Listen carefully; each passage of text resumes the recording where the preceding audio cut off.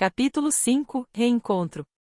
Ao término de 233, numa sala singela da igreja de São João, em Lyon, pequena assembleia de companheiros se instalara para o exame de assuntos urgentes, relacionados com a obra do Evangelho.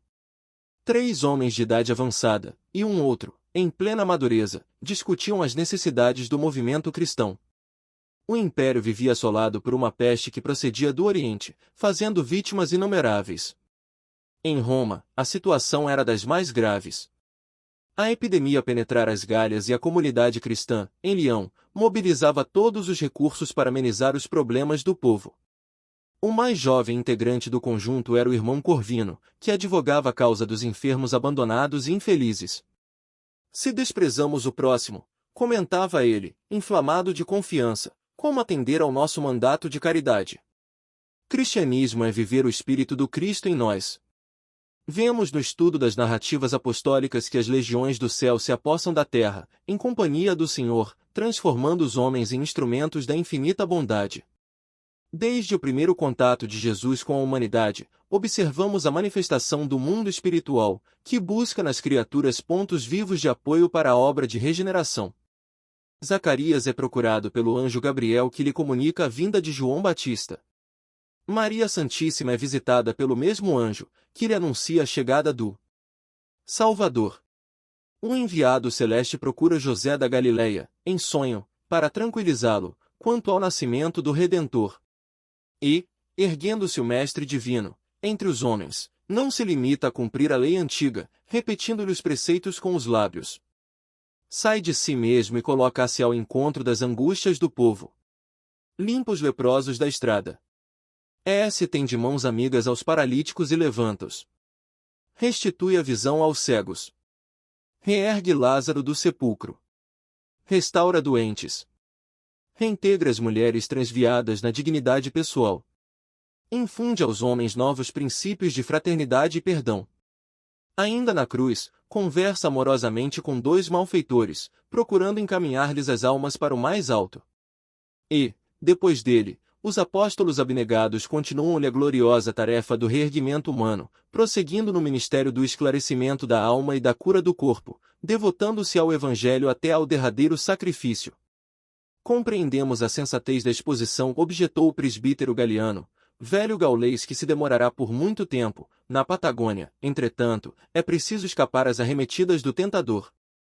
Penso haver chegado o momento de cogitar da construção do nosso retiro nas terras que possuímos na Aquitânia.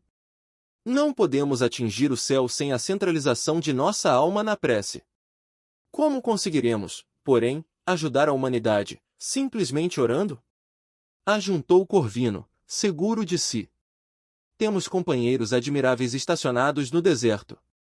Organizam pousos solitários, desfiguram-se, atormentam-se e creem auxiliar, por esse modo, a obra de redenção humana. Mas se devêssemos procurar a tranquilidade própria, a fim de servir ao Criador, por que motivo teria Jesus vindo até nós, partilhando conosco o pão da vida? Em que luta condecorar-se ao soldado que desiste do combate? Em que país haverá colheita valiosa para o lavrador que nada mais faz que contemplar a terra, a pretexto de amá-la? Como semear o trigo, sem contato com o solo? Como plantar o bem, entre as criaturas, sem suportar o assédio da miséria e da ignorância? Não podemos admitir salvação sem a intimidade daquele que salva com aquele que se encontra desviado ou perdido. Ante a pausa que se fez espontânea, Galiano considerou: as tuas ponderações são mais que justas, mas não podemos concordar com o pecado e nem permitir que as almas desprevenidas dele se aproximem. Os pagãos nos acusam de ladrões da alegria, acentuou Pafos, um diácono aureolado de cabelos brancos. Acreditam que o Evangelho é um manto de tristeza asfixiando o mundo.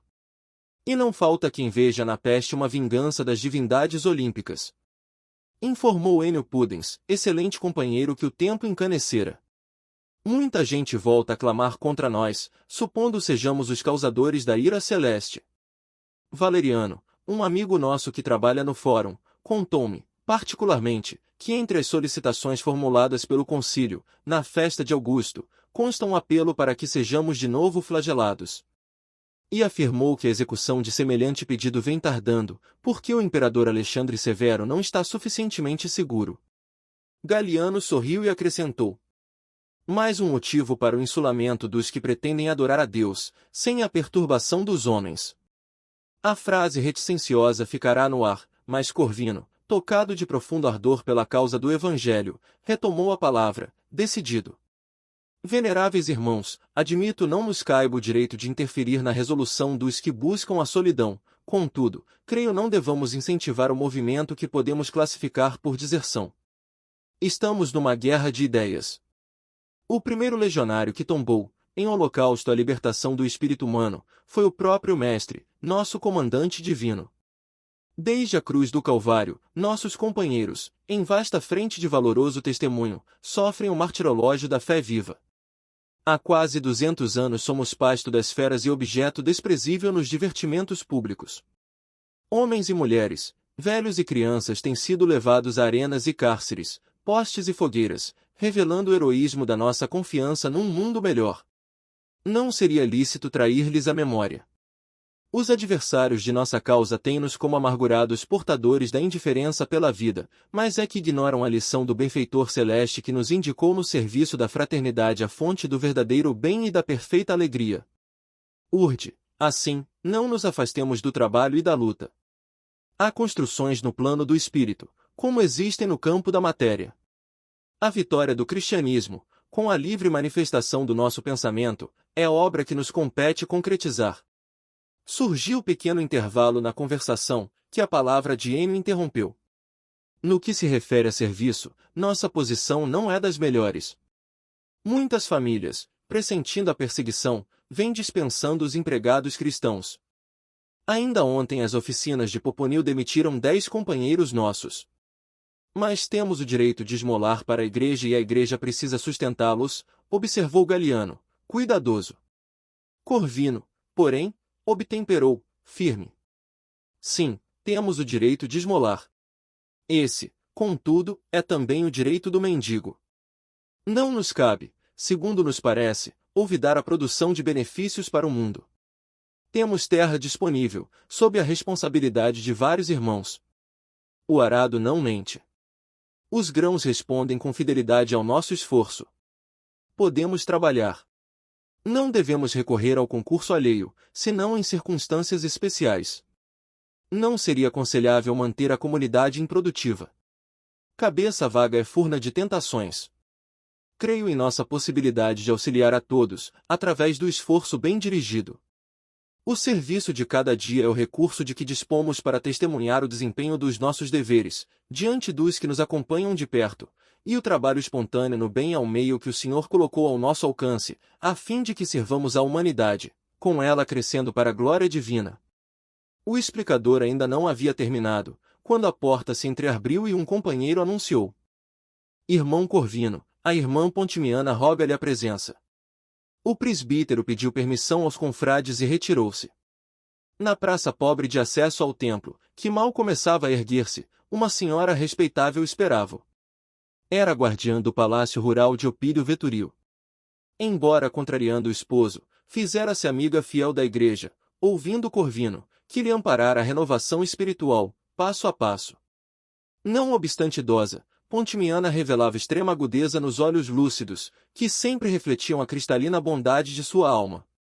Tantas vezes auxiliada pelo presbítero, convertera-se em prestimosa irmã dele, devotando-lhe estima sincera. Sorridente, saudou-o e foi logo informando. Tassiano, o menino agora rapaz que o senhor conheceu em Roma, chegou hoje. Tratando-se de alguém cujo destino sempre lhe interessou, vim trazer-lhe a notícia. O semblante do religioso cobriu-se de extrema palidez. Enfim, reveria o filho bem-amado. Quase 20 anos haviam decorrido. Constantemente, procuravam no rosto dos órfãos e achará-lhe o carinho no peito das crianças sem lar que o buscavam, trêmulas de frio.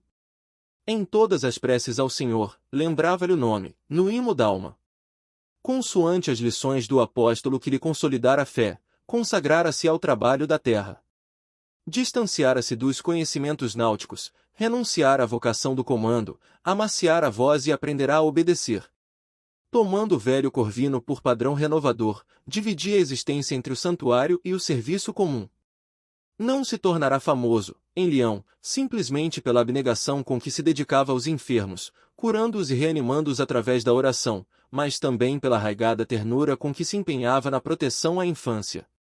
Habitava numa propriedade da igreja com 30 meninos, aos quais servia de mentor e de pai, seguido, de perto, pela cooperação de 2 velhinhas. Quinto Varro, convertido em presbítero, encontrara nos pequeninos o alimento espiritual da alma saudosa. Apesar da prevenção reinante contra a igreja, a cidade respeitava-o. Os pobres e os infelizes rendiam-lhe rasgado preito de amor. Mas não era somente grande no apostolado da fé. Agigantara-se em humildade, fazendo-se o jardineiro-chefe de 5 residências patrícias.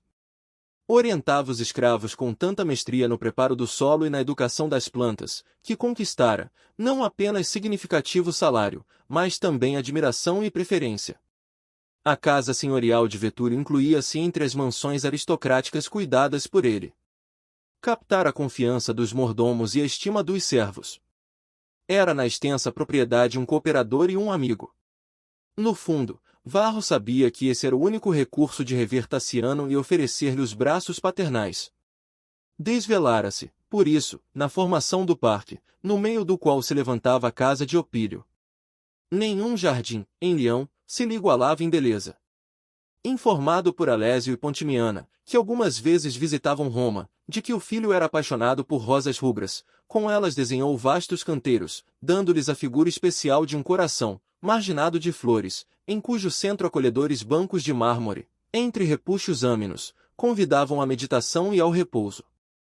Trabalhará muito durante os 17 anos que o distanciavam do lar, a fim de merecer o contentamento daquela hora. Fizera-se mais experiente, mais esclarecido. Mantivera longo contato com os mestres do pensamento, em várias línguas. Sobrenadar a corrente de aflições do próprio destino e procurara vencer todos os percalços para comparecer, ainda que para sempre anônimo e irreconhecível, diante do filho incessantemente lembrado, com a dignidade do homem de bem. Como fazer face à surpresa daquela hora? Teria forças para abraçar Tassiano, sem comprometer-se? A voz de Pontimiana veio arrebatá-lo da obcecante reflexão. Irmão Corvino, o senhor sente-se mal, porventura? Como que acordando de um sonho a tormenta o presbítero recompôs a fisionomia e respondeu, gentil. Desculpe, irmã. Estou bem. É que não disponho de muito tempo, tornou ela, preocupada. O jovem Tassiano chegou doente. Doente? Sim, tudo indica seja portador da peste maldita. E, ante o coração paterno, amargamente surpreendido, continuou. Vim até aqui, não somente para o comunicado, mas também para rogar-lhe o concurso. Atendendo às perguntas que lhe foram dirigidas, a empregada de Vetúrio esclareceu que o rapaz chegará com febre alta e vômitos frequentes, sofrendo inquietante angina que lhe impedia a deglutição. Os escravos que lhe formavam o séquito adiantavam que o moço parecia muito acabrunhado na viagem, piorando, entretanto, somente na véspera, horas antes de alcançarem a cidade. Ela e o marido haviam movimentado todas as providências. Tassiano instalara-se no quarto confortável que, desde muito, o aguardava, e um médico de confiança fora chamado. Não conhecia ainda os efeitos da inspeção, todavia, resolvera pedir-lhe ajuda imediata, em razão da experiência que ele, Corvino, adquirira nas tarefas assistenciais que abraçara, junto dos pestosos. Sabia, de antemão, que a casa seria marcada por zona perigosa e que o esposo e ela não poderiam contar senão com servidores incipientes. Não podia esperar a contribuição de romanos prestigiosos. Os patrícios de nomeada, em maioria, estavam em vilas campestres, a longas distâncias, receosos de contágio. O presbítero ouviu, de coração opresso, desejando colocar-se junto do filho, para o que desse e viesse. Mas, atento às responsabilidades que o prendiam ao templo, prometeu visitar o enfermo, tão logo se desincumbisse das obrigações mais urgentes. Com efeito, ao entardecer, fez-se substituído no lar dos meninos, e à noitinha, dava entrada no aposento do filho. Amparado por Alésio, o jovem agitava-se em náuseas aflitivas. O rosto descarnado denunciava-lhe o abatimento. Por mais que o mordomo apresenta-se o religioso, Tassiano, febril, não dava conta de si mesmo. O olhar esgazeado passeava pelo quarto, vagueando inexpressivo. Enquanto Corvino lhe acariciava a cabeça sua renta, o guardião informava. Há 2 horas começou a delirar. Realmente, findos alguns minutos de pesada expectação, o doente pousou no visitante os olhos empapuçados, alterando-se-lhes o brilho. Indisfarçável interesse se lhe estampou na máscara fisionômica. Contemplou demoradamente o presbítero, qual se houvesse enlouquecido e, tentando afastar a delicada cobertura, bradou. Quem trouxe a informação da morte de meu pai? Onde estão os escravos que o assassinaram? Malditos! Todos serão mortos. O benfeitor dos enfermos, colhido a queima-roupa por semelhantes palavras, recorreu à prece para não trair-se. Pálido e semi-aterrado, orava em silêncio, enquanto Tassiano, como se entrevisse a realidade nos desvarios da febre, prosseguia gritando. Conduzamos a galera até Cartago. Não posso recuar. Conhecerei a verdade por mim mesmo. Faremos um inquérito. Punirei os culpados. Como puderam esquecer tamanho delito? Disse-me Opílio que há muitos crimes na sombra e que a justiça é incapaz de todos os reajustes, mas serei o vingador de meu pai. Quinto Varro será reabilitado. Não perdoarei a ninguém. Aniquilarei todos os patifes. Preocupado talvez com a estranheza do irmão Corvino, o esposo de Pontimiana falou-lhe, reservado. O rapaz, fora de si, lembra-se do pai assassinado, faz muitos anos, por escravos nazarenos, na embarcação que o conduzia para a África, em missão punitiva. E provavelmente porque o interlocutor apenas se manifestasse, através de monossílabos, acrescentou. Quinto Varro era o primeiro marido da patroa. Consta que viajava rumo a Cartago, incumbido de providenciar o castigo de vários cristãos insubmissos, quando foi apunhalado por servidores irresponsáveis e inconscientes. Arejou um dos lençóis que envolviam o paciente e prosseguiu. Pobre menino! Embora educado por Vetúrio qual se lhe fora filho, revelou-se, desde cedo, atormentado pela memória paterna. Em seguida, baixou o tom de voz, abeirando-se, cuidadoso, do presbítero, observou, deixando-lhe perceber o constrangimento com que o recebia na intimidade. A morte de Varro acirrou na família, como é justo, o ódio ao cristianismo. Tassiano foi criado pela genitora na extrema veneração às divindades. A senhora costuma dizer que preparou o filho para combater a mistificação galeia e não oculta o propósito de fazê-lo sustentáculo da munificência imperial. Respeito, assim, a sua cooperação, na qual Pontimiana deposita a maior confiança, contudo, sinto-me no dever de rogar-lhe cautela, a fim de que o rapaz não se sinta ofendido em seus princípios. O abnegado irmão dos pobres não se surpreendeu com a observação. Não obstante sentido, agradeceu a advertência. Que não faria para demorar-se, ali, junto ao doente que ansiava por asilar nos seus braços? Ocupou-se, carinhoso, em ministrar as beberagens indicadas pelo facultativo, esforçando-se, com todos os recursos de que dispunha, na enfermagem completa. Tassiano piorava sempre. Noite alta, Alésio e a esposa se recolheram, recomendando a 3 escravos prestimosos se revezassem no trabalho noturno de assistência. O irmão Corvino, porém, não arredou pé do leito. Demorava-se o moço na fase culminante da febre insidiosa. A escarlatina complicada atingira o período de invasão. Por 30 horas consecutivas, o religioso, entre a força da fé e a abnegação do amor, acompanhou-o, com desvelada ternura, conquistando o reconhecimento de todos os circunstantes. No segundo dia, a erupção surgiu em manchas pequenas e vermelhas, começando no tórax, e, por várias semanas, o rapaz foi objeto de meticulosa atenção.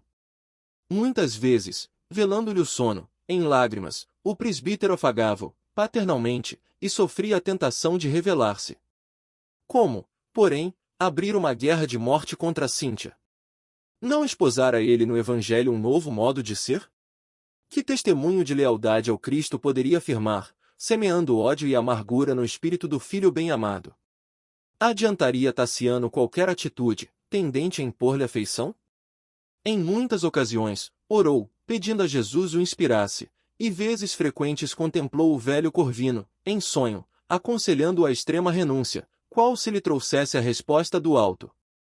Na posição de expositor da Boa Nova, achava-se ligado a milhares de pessoas, que lhe buscavam o exemplo e a palavra por respeitáveis diretrizes. Não podia, desse modo, hesitar.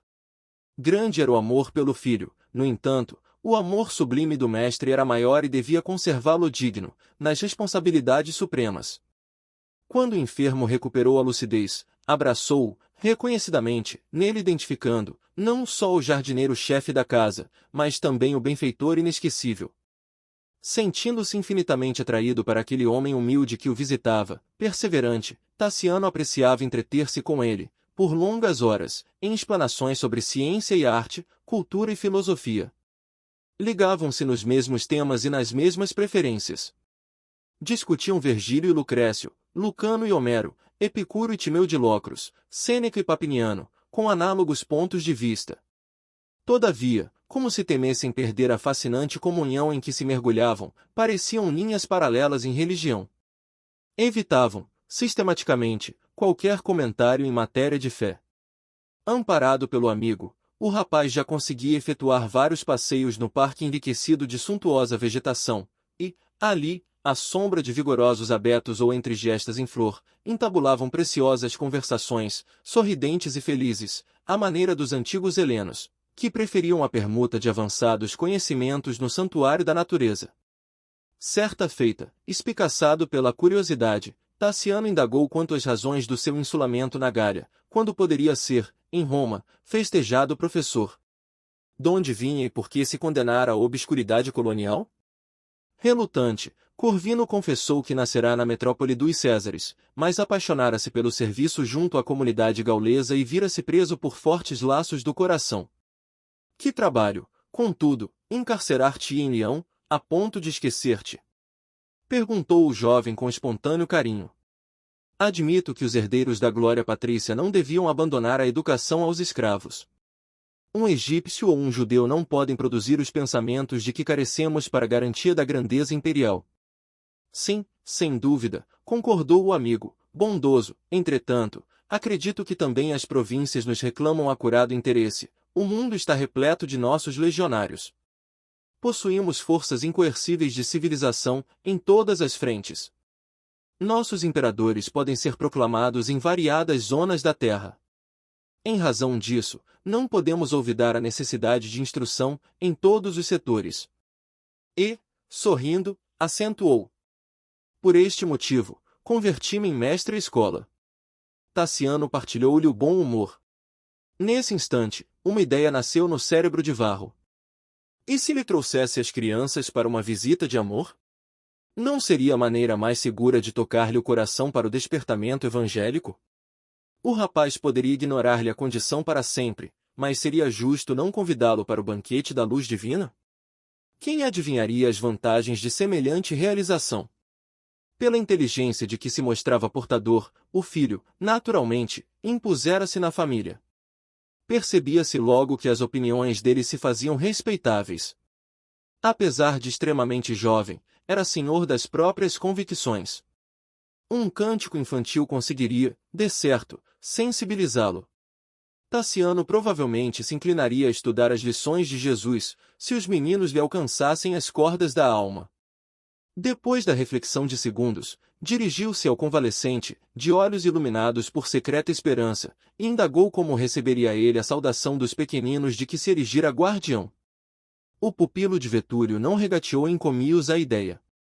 Sentir-se-ia muito feliz com a homenagem, declarou. Sempre admitira que o futuro pertence à criança. A civilização romana, a seu ver, não podia descurar-se da preparação juvenil.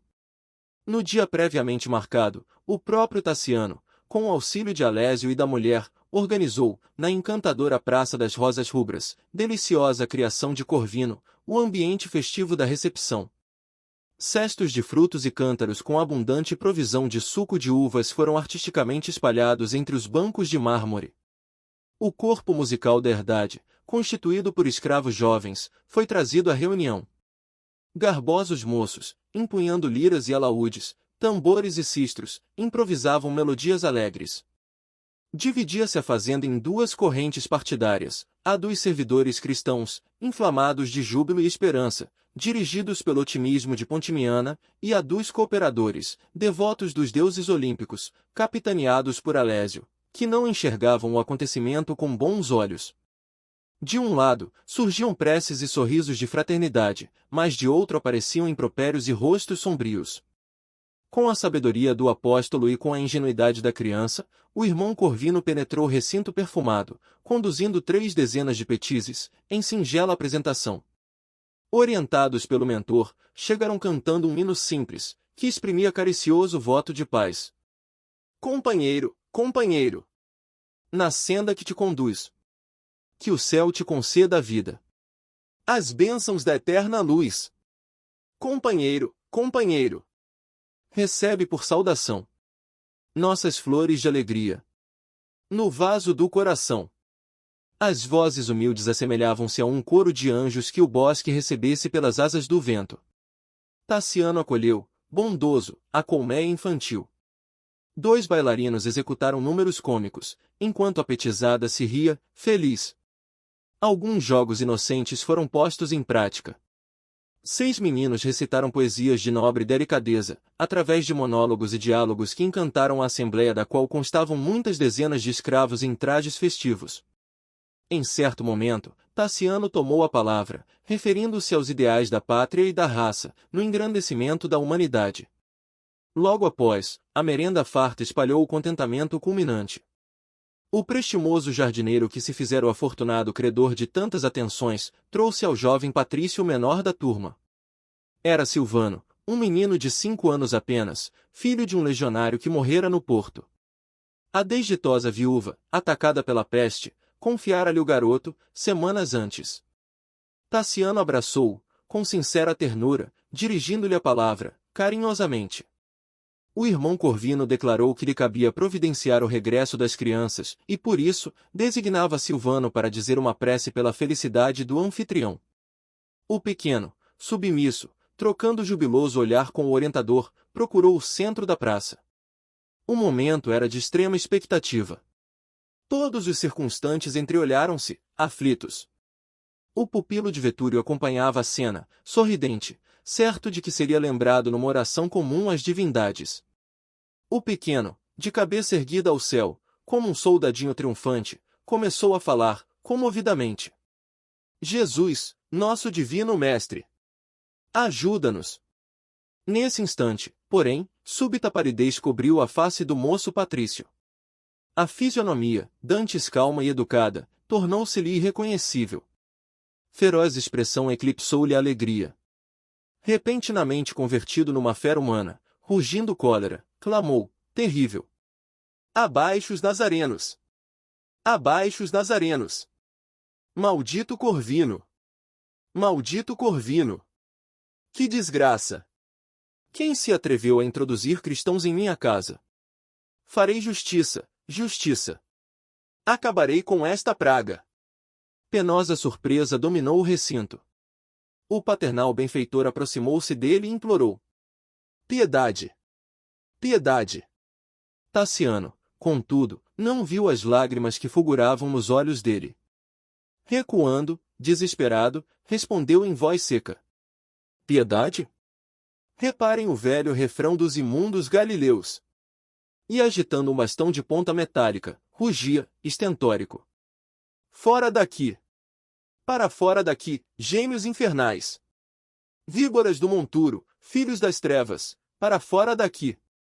O jovem parecia possesso de demônios do crime, tal a máscara de indignação e perversidade que lhe surgira no rosto.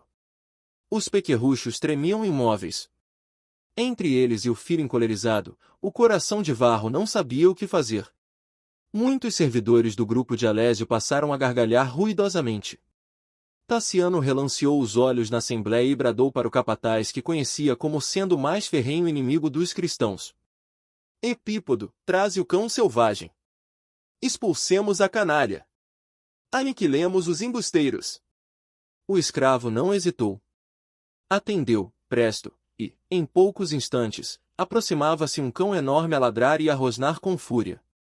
Os meninos debandaram aos gritos, dilacerando-se muitos deles na ramaria espinhosa das roseiras em flor. O irmão Corvino, atônito, procurava acalmar os ânimos, entretanto, a fera alcançou o caçula, abocanhando-lhe o corpo tenro.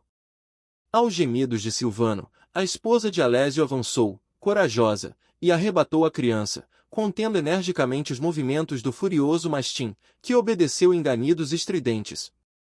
Apressou-se Varro a recolher o pequeno ferido que chorava a esvair-se em sangue. Aflito, tentava aliviá-lo, enquanto Tassiano, desvairado, se dirigia ao interior doméstico, repetindo: "Todos pagarão! Todos pagarão!" Rufo, velho escravo da quinta, abeirou-se do presbítero, oferecendo-lhe os préstimos. O religioso aceitou-lhe a cooperação, rogando-lhe reconduzisse os meninos ao lar, de modo a ocupar-se de Silvano, como se fazia mister. Dispôs-se ao regresso, conchegando a inocente vítima, de encontro ao peito. Caminhava, lentamente, no trecho isolado que ligava a residência de Vetúlio à cidade, absorto em escuros pressentimentos. O menino, de tórax aberto, confrangia-lhe a alma. Em dado momento, parou de gritar, embora a hemorragia prosseguisse, abundante. O irmão Corvino percebeu-lhe a queda de forças e buscou repousar, sob vetusto carvalho, a fim de ouvi-lo. O pequerrucho fitou nele os olhos embaciados pela agonia. Varro, em pranto, inclinou-se, paternalmente. E perguntou, com carinho: "Estás recordando Jesus, meu filho?" "Estou sim, senhor", respondeu em voz débil. Mas, revelando-se muito distante das questões transcendentes da fé, flor humana sequiosa de ternura, exclamou para o benfeitor: "Papai, abrace-me. Tenho frio." Quinto Varro compreendeu. Estreitou-o contra o coração, como se desejasse aquecê-lo com o calor da própria alma. Tudo em vão. Silvano estava morto. O doloroso acontecimento traçava sombrios horizontes ao futuro da igreja. Abatido e desencantado, o presbítero perguntava a si mesmo se não fora precipitado na visita. Entretanto, refletia, seria leviandade oferecer a alguém o que possui de melhor, com pureza de sentimento? Guardava nos pequenos aprendizes do Evangelho a coroa do seu trabalho. Poderia ser acusado pela circunstância de tudo fazer por despertar um filho para a verdade? Como entender-se com Tassiano, sem tanger-lhe as fibras mais íntimas? Restabelecido no equilíbrio físico, o jovem seria convocado à vida social e intensa. Conhecer-lhe-ia o ministério. Seria constrangido a decidir-se. Não seria, pois, aconselhável informá-lo, indiretamente, quanto às suas atividades cristãs. E que melhor maneira de fazê-lo, além daquela de apresentar-lhe os seus princípios numa demonstração prática de trabalho? Se o filho não conseguisse ouvir qualquer referência à boa nova, através dos lábios de uma criança, em prece, como suportaria qualquer alusão a Jesus, em discussões estéreis? Não podia ele, Varro, hesitar entre qualquer sentimento pessoal e o Evangelho. Seus deveres para com a humanidade superavam-lhe as ligações consanguíneas. Embora reconhecesse semelhante verdade, entendia lícito operar, de algum modo, em favor do filho querido. Tassiano, porém, mostrará-se impermeável e rígido. Parecia muito distante de qualquer acesso à própria justiça. Petrificara-se-lhe a mente no orgulho racial e na falsa cultura. Pela explosão de cólera que se atirara, ao ouvir a simples enunciação do nome do Cristo, denunciará o antagonismo talvez irremediável que os separava. Profundamente consternado, entregou-se ao refúgio da oração. Na comunidade evangélica ninguém comentou desfavoravelmente os tristes sucessos que redundaram na morte da criança. O irmão Corvino era demasiadamente respeitado para provocar qualquer crítica desairosa à sua conduta. Nos ajuntamentos da cidade, contudo, o assunto crescia esfervilhante. As correntes de opinião nascidas em casa de Vetúlio distendiam-se, agora, por todos os lugares. Para a maioria dos espectadores, Tassiano era apresentado na condição de um herói, empunhando o gládio vingador das divindades olímpicas, mas para o grupo simpatizante do cristianismo surgia como símbolo terrível de novas perseguições. Os cristãos comumente eram acusados de encantamentos vergonhosos e detestáveis e de práticas de bruxaria, das quais o infanticídio fazia parte. E, por isso, não faltou quem visse na morte de Silvano alguma coisa relacionada com feitiçaria e operações mágicas. Quadros terríveis foram pintados pela imaginação do populacho exaltado e a viúva Mércia, mãe do menino morto, foi convocada à acusação. Nessa atmosfera asfixiante, o filho de Cíntia começou a receber a visita de romanos destacados, que lhe felicitavam o espírito reacionário e vigilante. Revigorado por semelhantes aplausos, sentia-se o rapaz habilitado para atuação de maior vulto. O próprio questor Quirino Eustáquio, velho patrício aposentado das lides políticas, mas influente junto à proprietura da Gália Lugdunense, veio ter com ele para saudações em estilo pomposo. Dentre os assuntos tratados, não podia faltar o tema preferido. Acredito que a mocidade romana não poderia enviar-nos à província mais digno embaixador, encareceu o cortesão, com o calculado timbre de voz das pessoas entregues à bajulice. A deplorável doutrina dos judeus proscritos insinua-se assustadoramente, ameaçando-nos as tradições. Esta cidade vive cheia de anacoretas da Ásia, de profetas vagabundos, de pregadores e fantasmas. Domiciliado aqui, desde os bons tempos de nosso magnânimo imperador Séptimo Severo, que os deuses conservam em sua glória divina, posso afirmar a minha convicção de que o movimento não passa de loucura coletiva, capaz de arrastar-nos à perdição. Sim, sem dúvida, observou o jovem satisfeito, compete-nos recuperar o culto da pátria. A nosso ver, grande conjugação de energia se faz indispensável, a fim de extinguirmos a quadrilha maléfica. Não compreendo em que poderia repousar a grandeza de uma doutrina, cujos prosélitos se mostram honrados com o cutelo na cerviz. Em Roma, tive conhecimento de muitos processos alusivos às repressões e espantei-me com o teor das respostas dessa gente infeliz. Repudiam os deuses com uma disfarçatez de assombrar. Creio que as autoridades deveriam promover um expurgo social, em grande estilo. O interlocutor, com um riso irônico de velho fauno, admiravelmente apresentado, acentuou, malicioso. Em razão disso, rejubilamo-nos com a sua presença. Se a juventude patrícia não formular uma reação à altura de nossas necessidades, rumaremos para a decadência. A sua coragem na expulsão desse renitente Corvino é um desafogo para nós. Recebi a notícia, como justo regalo. Estou convencido de que a nossa fé se sente agora menos ofendida. Não vemos com bons olhos esse homem estranho, cuja procedência é ignorada de todos. Para mim, não passa de um aventureiro ou de um louco a perturbar-nos o caminho. O enteado de Vetúrio, mordiscando-se de curiosidade, indagou com interesse. Não se sabe, assim, quem é ele? Por que mistérios guarda consigo tamanha cultura estagnar-se em serviços de jardinagem? O interlocutor piscou os olhos astutos e acrescentou. Quem sabe? Insinuou-se no espírito popular com incrível desenvoltura. Há quem o tome por santo, contudo, inclino-me a crer que não passe de algum feiticeiro, cercado de seres infernais. Trazia a aparência de um vagabundo quando surgiu aqui. Pouco a pouco, adquiriu a fama de curar pelas preces nazarenas, com imposição das mãos, e a primeira casa importante que lhe caiu nas garras foi a de Artêmio Cimbro, cuja filhinha, ao que dizem, sofria grandes perturbações mentais. Experimentado o tratamento de Corvino, parece que a menina se impressionou favoravelmente, recuperando-se, então, qual se fora um milagre. Daí para cá, fez-se o jardineiro da nobre família, que o introduziu em residências outras. Da sua vida profissional, é tudo quanto sei. Das atividades do mago, porém, muito teria a dizer se pudesse. Refere-se o vulgo a 1000 coisas. Se fossem apenas os plebeus a se mostrarem maravilhados. Entretanto, temos alguns patrícios ilustres enleados na rede.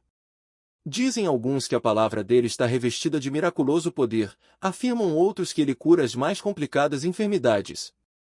É estranho ver uma cidade como Éstia a desvairar-se por este modo. Comentou Taciano, com interesse. Por isso mesmo, necessitamos de elementos renovadores. A sua decisão, rechaçando Corvino, é sumamente confortadora. Ele é incompetente para conduzir crianças, mesmo desprezíveis. Sei que Artêmio lhe advoga a causa, mas estou convencido de que poderemos interromper-lhe, doravante, as mistificações. Zenóbio, um velho amigo que foi alto dignitário da imperial munificência, comunicou-me, ontem à noite, informado por fontes dignas de crédito, que o menino morto fora encaminhado aos dentes do cão pelo próprio Corvino, a fim de que a malta cristã obtivesse sangue inocente para os mistérios negros das reuniões que praticam. É notório que ele foi a única testemunha do ato final. E, baixando o tom de voz, perguntou: teria o dileto amigo observado isso? Seria muito importante registrar o fato, através de sua própria boca. Tassiano, de rosto esfogueado, a exprimir o choque de contraditórias emoções, esclareceu: presto. Nada posso adiantar nesse sentido. Quando ouvi o nome do crucificado, a revolta subiu-me à cabeça. Não tive olhos senão para defender a nossa propriedade contra a influência pestilencial. Determinei a soltura do cão de guarda, possuído de extrema desesperação. Não me cabe, por isso, asseverar aquilo que não verifiquei por mim mesmo. Quirino, porém, mordeu os lábios, contrariado, e ajuntou: fique certo, contudo, de que as coisas não terão ocorrido de outro modo. Reajamos em conjunto. Nossos escravos não podem continuar à mercê de bruxos inconscientes e nem será lícito permitir que pessoas de nossa condição social se deixem embair sem defesa. Nisso, achamo-nos de pleno acordo, salientou o rapaz, resoluto. De minha parte, pretendo corrigir e selecionar a comunidade de servidores. E que plano traçou para esse serviço? Gostaria de agir em minha casa com uniformidade de vistas. Aguardo a vinda de meus pais, em breves dias, que trarão consigo Helena, a minha futura esposa. Como passarei a residir aqui depois do meu casamento, antecipei-me a eles, a fim de adaptar a vida da propriedade aos hábitos de minha família e de modo a afeiçoar-me às usanças da província. Não desejo, todavia, que os meus encontrem os disparates surpreendidos por mim. Pretendo reunir todos os servos, a fim de prestarem juramento aos deuses que veneramos. Afastarei quem fugir ao justo compromisso. Em seguida, penso instituir em casa o culto de Cibele, começando com uma cerimônia processional pelo nosso bosque. É indispensável purificar os costumes e usares.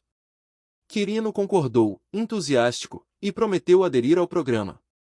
Não somente faria o mesmo em seu domicílio, mas convocaria os amigos a acompanhá-lo.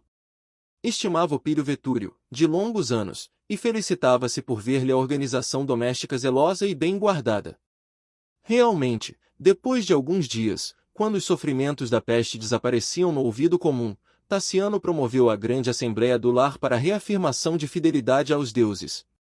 Em vastíssima dependência da herdade, uma soberba estátua de Cibele foi instalada para a recepção dos votos gerais, enquanto que à direita da imagem, num alto palanque paramentado de seda carmesim e fios dourados, instalarão-se Tassiano, 2 sacerdotes populares da deusa e o casal de mordomos, Alésio e Pontimiana. Numa extensa galeria, consideravelmente elevada, junto às portas de acesso ao grande recinto, a nobreza citadina, trazida por Eustáquio, rejubila a vase com as cerimônias. Embaixo, acotovelavam-se todos os servidores da família, dentre os quais alguns artistas repetiam cânticos consagrados à divindade. Num pequeno altar, graciosamente florido, a imagem que Vetúrio importara de Pessinunte figurava-se uma testemunha impassível. Cibele, ladeada por 2 leões, esculpida em mármore imaculado, representava realmente o símbolo de uma civilização bruxuleante, à frente do olhar indagador e triste de dezenas de escravos, sob a orgulhosa exibição dos senhores. O primeiro a aproximar-se, criando naturalmente um padrão para ser imitado, foi Tassiano, que, reverente diante do ídolo, declarou em voz alta: sob a invocação da divina Cibele, mãe dos deuses e mãe nossa, juro irrestrita fidelidade às crenças e tradições dos nossos antepassados e perfeita obediência aos nossos eternos imperadores. Frenéticos aplausos coroaram-lhe as palavras. Um hino sacro, acompanhado por flautas frígias, fez-se ouvir cadenciado e melodioso. Em seguida, Alésio desceu do trono improvisado e, dando a ideia de que a cena havia sido previamente estudada, pronunciou respeitosamente os mesmos votos. Logo após, veio Pontimiana. A nobre senhora parecia doente e fatigada. Adivinhava-se-lhe a luta íntima. Palidíssima, enviou ao marido suplicante olhar, mas, pela expressão rude com que Alésio a fitou, era possível imaginar os duros conflitos em que se haviam empenhado, antes da cerimônia. Contida pelos olhos frios do companheiro, a orientadora da casa enxugou as lágrimas e repetiu, pausadamente, as mesmas palavras, negando assim a fé cristã que lhe atribuíam. Triunfante sorriso pairou na máscara fisionômica de Alésio, enquanto se alastrava cochichado sussurro em enorme agrupamento de servidores. Notas de amargurado assombro surgiram em vários rostos. Todos os escravos, um a um, alguns enfáticos e outros humilhados, reafirmaram as frases pronunciadas inicialmente pelo senhor. O último foi Rufo. Epípodo, o capataz, conhecia-lhe a firmeza de opinião e, por isso, deixará-o para o fim, temendo qualquer irregularidade tendente a estabelecer a indisciplina. De semblante austero, evidenciando aceita plenamente as responsabilidades daquela hora, ergueu o bronzeado perfil, como se procurasse o céu e não a estátua impassível, exclamando em voz cristalina e dominadora. Juro respeitar os imperadores que nos governam, mas sou cristão e renego os deuses de pedra, incapazes de corrigir a crueldade e o orgulho que nos oprimem no mundo. Um burburinho percorreu a assembleia. Taciano dirigiu-se, em voz baixa, ao sacerdote mais idoso e esse, assumindo a função de juiz, clamou para o servo, em tom autoritário. Rufo, não te esqueças de tua condição. Sim, concordou o interpelado, valoroso, sou escravo, e sempre servi aos meus senhores com lealdade, mas o espírito é livre. Somente a Jesus Cristo reconheço por verdadeiro Senhor. Exijo que te retrates perante Cibele, a sublime mãe dos deuses. Nada fiz que não esteja aprovado pela retidão de minha consciência. Abjura e serás perdoado. Não posso. Sabes quais são as consequências de tua irreflexão? Creio falar com perfeito conhecimento de minha responsabilidade, entretanto, quaisquer que sejam os resultados de meu gesto, não devo recuar perante a minha fé. Rufo relanceou o olhar pelos circunstantes e notou que dezenas de companheiros concitavam-no a resistência. Pontimiana, algo desafogada, enviava-lhe, em silêncio, muda mensagem de bom ânimo. Abjura! Abjura! Trovejava a voz do padre com aspereza. Não posso! Repetiu Rufo, imperturbável. Depois de ligeira confabulação com o jovem patrício, o improvisado julgador convocou Epípodo ao chicote. Rufo, por ordem do algoz, despiu a túnica de gala que envergara para a festa e ajoelhou-se de mãos para trás. O trançado fino e cortante lambeu-lhe a pele nua por 3 vezes, provocando sangrentos vergões, mas o escravo não tremeu. Ainda há tempo, infeliz! Bradou, confundido, o sacerdote da Magna Mater, abjura e a tua falta será relevada. Sou cristão, reiterava Rufo, sereno. O castigo poderá conduzir-te à morte. O sofrimento não me intimida, suspirou a vítima com humildade. Jesus conheceu o martírio na cruz para salvar-nos. Morrer por fidelidade a ele é uma honra a que devo aspirar. O látego visitou-lhe o dorso com violência, abrindo-lhe feridas sangrentas, mas, percebendo o mal-estar que a cena de selvageria impunha ao recinto, Taciano recomendou fosse o escravo recolhido ao cárcere, até resolver quanto à definitiva punição. Terminado o serviço, começou a solenidade processional. O filho de Cíntia desejava uma purificação completa da propriedade. Considerável multidão apinhava-se nos pátios da casa, aguardando o cortejo. A estátua de Cibele foi colocada sobre riquíssimo andor de prata, ornamentado de lírios. Jovens pares, rigorosamente vestidos de branco, simbolizando a castidade e a beleza, abriam alas à frente, dançando, em ritmos graciosos, ao toque de flautas e pandeiretas do culto. Em seguida, todas as senhoras presentes, conduzindo palmas aromáticas, anunciavam o ídolo que, suportado pelos ombros de Taciano e de outros rapazes consagrados à deusa, se fazia seguir pelos sacerdotes em orações do rito frígio e pelos incensadores. Depois deles, uma jovem de rara beleza carregava o cutelo sagrado.